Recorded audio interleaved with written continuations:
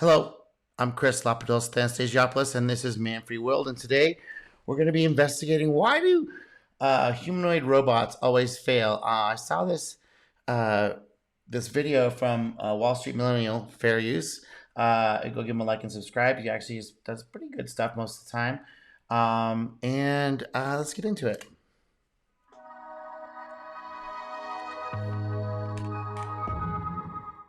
In 2021, Tesla unveiled its humanoid robot Optimus. The robot on stage wasn't an actual robot, it was instead a human actor in a robot costume. But Musk claimed within a year they would have a working prototype. According to Musk, the Optimus robot will be powered by the same artificial intelligence which powers Tesla's full self-driving cars, and will be able to do almost any mundane task a human can do. Importantly, individual tasks will not need to be programmed manually. The robot will be smart enough to respond to verbal instructions to do just about anything. Everything from operating machinery at a factory to picking up items at a grocery store could be done by the robot. If the robot can do everything a human can do, human workers will no longer be necessary. Yeah, so that's the big dream for the mega corporation, whatever. If you haven't seen the movie Elysium, that's a really good portrayal of what they're kind of thinking about that they want to do with these things, which may or may not be possible. Musk says the widespread adoption of Optimus will bring about a post-scarcity world where working will become a choice. The economic You know, the thing they said about this post scarcity, where they said that stuff about the industrial age, I remember as a kid, they would actually tell us in school that our future there would be filled with so much leisure that we would have this blossoming of arts and entertainment because people would be have all this leisure. Now, for a certain class of people, that became true, but it wasn't the mass thing. They boomers just figured out, oh, there's excess profits here, so we can just go ahead and maximize that. gains will be enough to finance And Gen Xers, my group got in that. We're involved with that too. Yeah. a universal basic income. The idea of a general-purpose humanoid robot where working will become a choice. The economic gains will be enough to finance a universal basic income. The Yeah, they keep talking about that, but it's not what they say it is. idea of a general-purpose humanoid robot is nothing new. Companies around the world have been developing such robots for decades with similar ambitions, but almost invariably, They've been doing this since the 1890s with animatronics and all that stuff.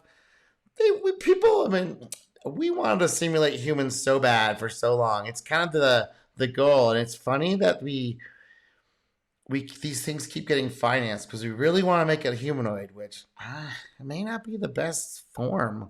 these projects have been expensive and disappointing failures. Over the past 2 years, Tesla has released a number of carefully choreographed videos showing Okay, so they're showing sensors here, pressure sensors, but look at the resolution.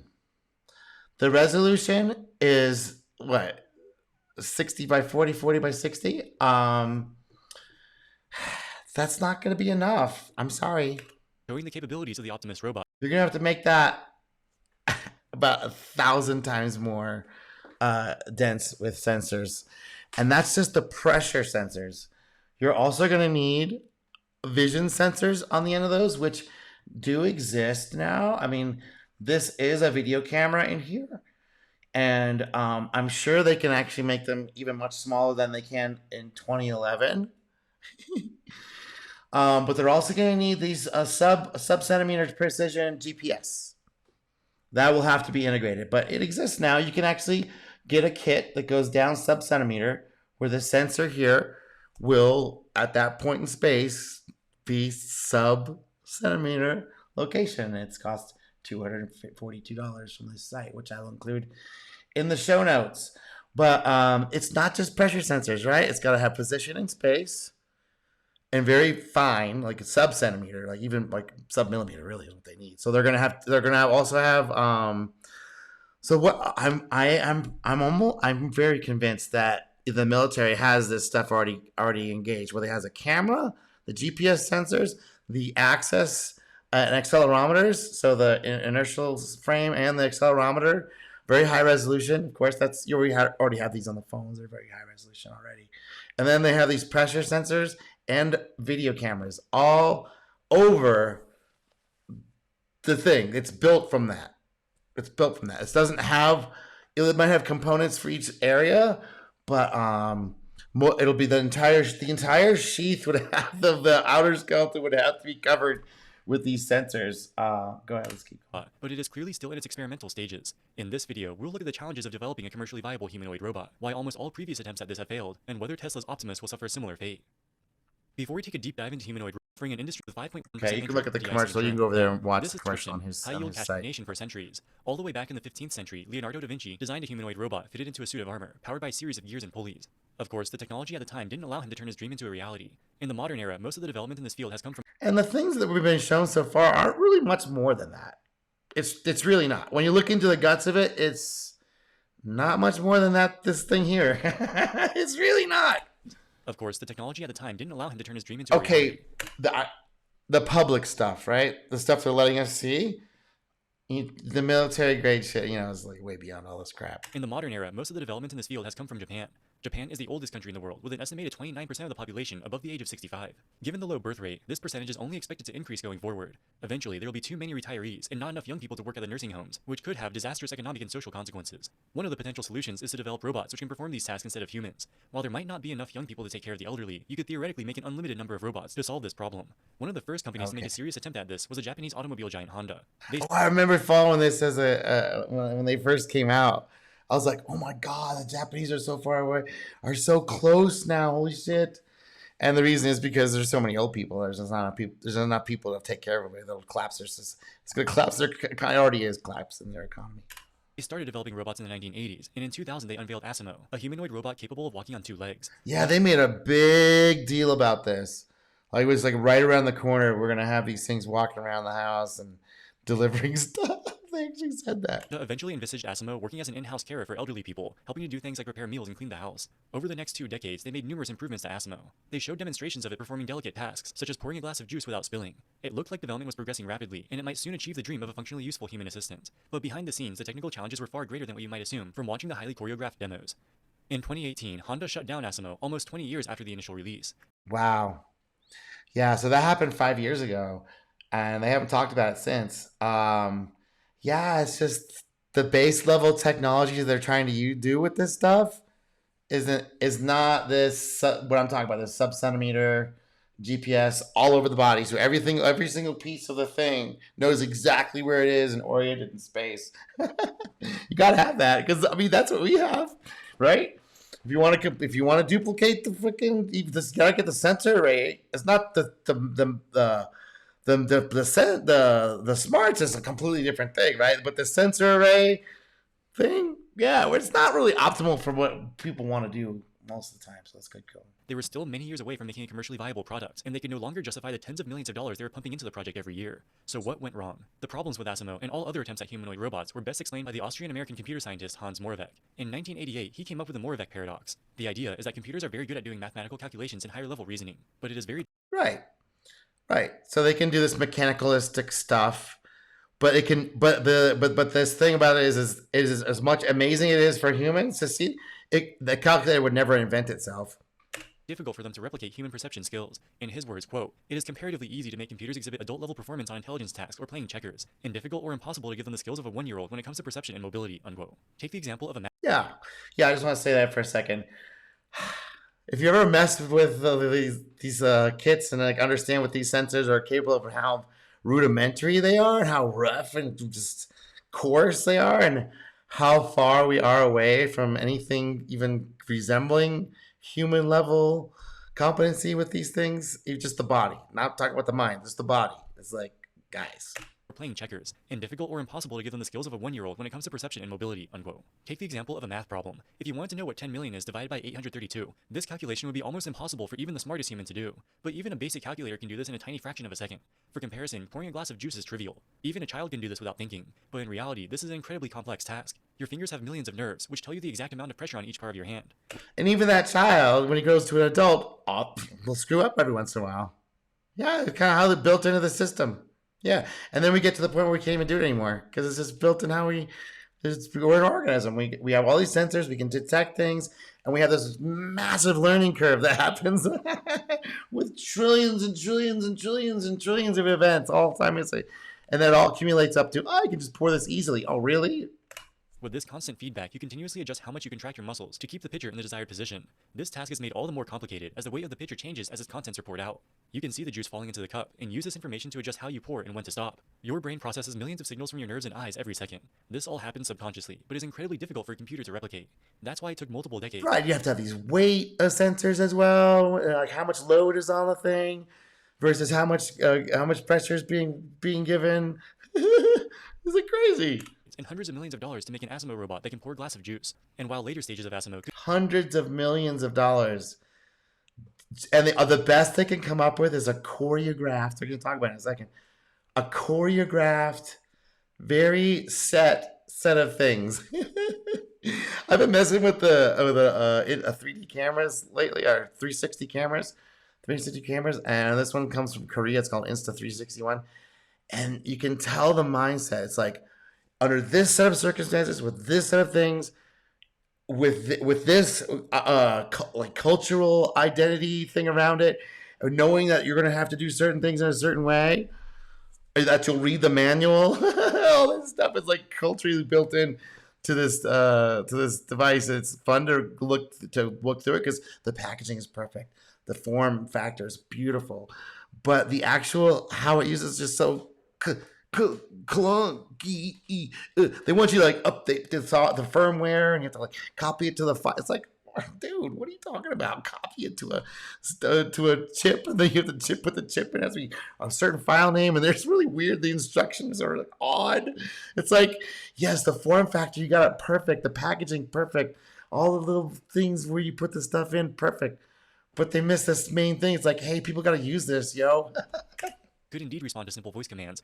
And the best they can come up with is like these wonderful demos which are completely choreographed, and yeah, it's kind of the mindset over there. So. The public demonstrations were carefully choreographed and hard programmed. For example, in 2010, Honda conducted a marketing gimmick where they had the Asimo robot conduct a symphony orchestra. This was meant to showcase the dexterity of the robot's hands and fingers. It took Honda's engineers 6 months to program the Asimo to conduct a 2-minute symphony. They looked at a video of a real-world conductor. 6 months? Wow. And how did they do it? Fingers. It took Honda's engineers 6 months to program the Asimo to conduct a 2-minute symphony. They looked at a video of a real-world conductor and hard-coded the instructions line by line. That's what you call totally not scalable. Even when the robot was pre-programmed, its performance was often subpar. The commercials often had to be shot multiple times, and they would only publish a video where everything went according to plan. For example, in this commercial from 2006, the Asimo can be seen flawlessly walking up a flight of stairs. Which at the time was like the pinnacle, because there was nothing anywhere close to that.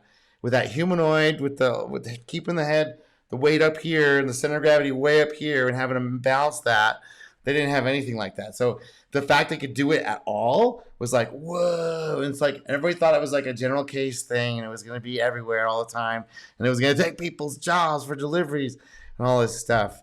But turns out, A few years later, they tried the same thing in front of a live audience. Members of the audience were videotaping the event, so Honda couldn't cover up a failure. If you take off the white shell, the Asimo was incredibly complex, with thousands of sensors, gears, and other mechanical parts. still not enough to simulate a human. Still, one trillionth maybe, because each cell has its own thing it's doing, and temperature sensor and pressure sensors. Oh, come on! This is like not even a toy for millions and millions of dollars, dude. The first thing I would tell these guys is, dude, you gotta get these sensors. You gotta put money in these sensors, and maybe they did. Maybe this is just the public's hype that we failed. Oh well, or underneath there's this other thing. It's like, no, we deep into the research about how do we do these sub-centimeter precision? How do we do high-resolution pressure sensors? How do we set up neural networks to handle this massive influx of data and reduce it down to some task that we're doing right now? Good luck. While Asimo never went on sale, executives had indicated to the media that its price tag would be the equivalent of about $2.5 million US. Obviously, nobody 2.5 million guys. Nobody could do the math while they're going. No. So something's fishy here. was going to pay so much money for a robot that barely works, so they pulled the plug, finally ditching the ill-fated project in 2018. Another company that has developed a humanoid robot is Boston Dynamics. In 2016, they unveiled their bipedal Atlas robot, which shows impressive dexterity in their promotional videos. But just like the Asimo, it has to be meticulously pre-programmed for each demonstration, and is prohibitively expensive to mass produce. It's an experimental program meant to test the limits of their technology. They have no plans to commercialize it in the foreseeable future.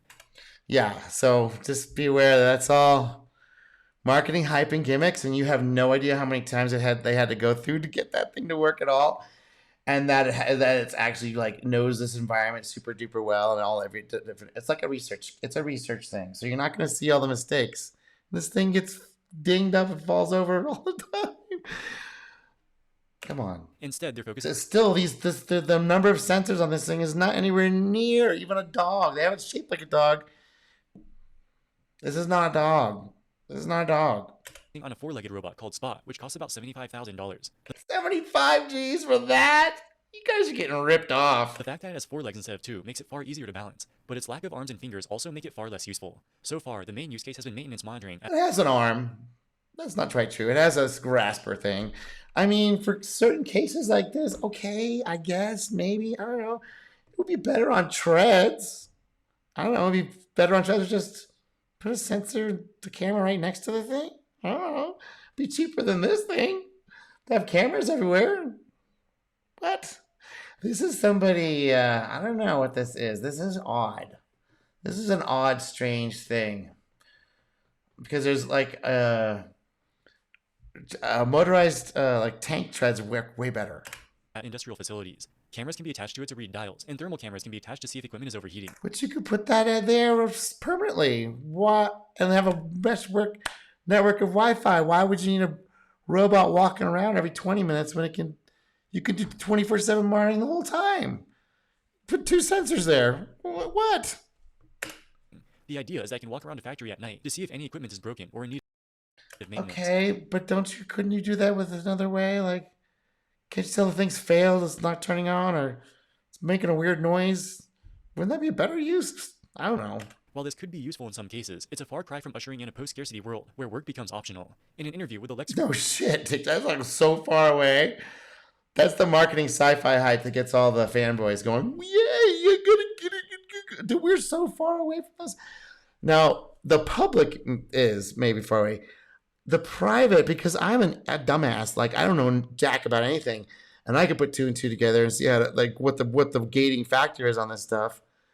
I'm pretty sure the military has something that's way beyond any of this crap. Friedman podcast in April of 2023, Boston Dynamics CEO Robert Plater said the company had sold... Or they've tried it out enough to say it's stupid, and they're just going to use drones.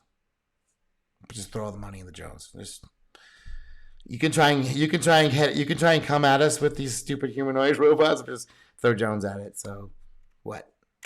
1,100 of their Spot robots. To become profitable, they would need to sell 1,000 to 1,500 per year. It's been available to purchase since June of 2020, so in the first 3 years, they've sold about 360 Spots per year. This is less than 1/3 of the number they need to reach break-even. The lackluster sales is probably a combination of the limited use case, as well as the entrance of Chinese competitors which have made similar robots.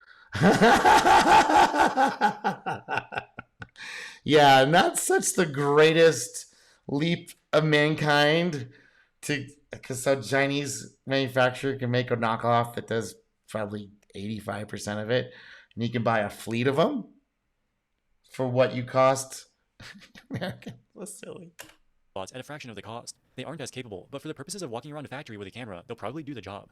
So now let's go back to Tesla's robot. According to Musk, they have a huge head start because of the work they've already done with self-driving technology. The self-driving artificial intelligence can also be applied to a humanoid robot. Right, that's all that LiDAR stuff and everything. You know, that's the other thing too is you'd have to have this LiDAR stuff because we have this peripheral vision, but we also have hearing that picks up on stuff. Believe it or not, because if you look at how blind people navigate the world without vision, they know where everything's at, man.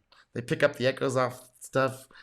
Yeah, there's more than just, oh, we just see out of our eyes. That's the thing that's kind of the autists in charge of some of these projects seem to be like, yeah, we'll just go with off-the-shelf components. Like, no. If you want to do a real robot, you're going to have to start from the bottom up, yo. And that's just the control surfaces. That's not the intelligence behind it. Stop. Made multiple videos in the past about problems with Tesla's self-driving technology. We've linked the videos in the video description below. Long story short, Tesla's autopilot and full self-driving are far less competent than Musk wants you to believe. Even if full self-driving was as advanced as Musk claims, it doesn't necessarily follow that this technology could be directly applied to the humanoid robot. Autonomous driving is challenging because you have to detect other cars, pedestrians, and other obstacles on the road. But the actual functions of the car are quite simple. It can accelerate, decelerate, brake, and turn. But, there's this other thing like, okay, that whole trolley problem. Like, you're gonna make that, whose responsibility is that? Is it the driver? Is it the manufacturer? Is it the car? Are we going to prosecute cars for making decisions? Is the manufacturer? Some insurance company? Does the insurance company does the price go up or down because it's a robot killing people? The degrees of freedom of what it can do is quite limited. The degrees of freedom for a human is much greater. The types of things you can do with your hands are orders of magnitude more diverse than what a car can do. Tesla has released a number of videos of the bot's development. They show it being manually trained by a human to perform discrete tasks, basically the same way Honda's Asimo was trained. We have not yet seen any evidence of artificial intelligence. Okay, this guy is super. Why is he so happy? Okay, why is he so happy? You want to know why he's really super happy? You want to know why he's super happy? Is because it's really difficult to get this thing to work. That's why. Hint. This off-the-shelf component crap, dead end. It's a dead end.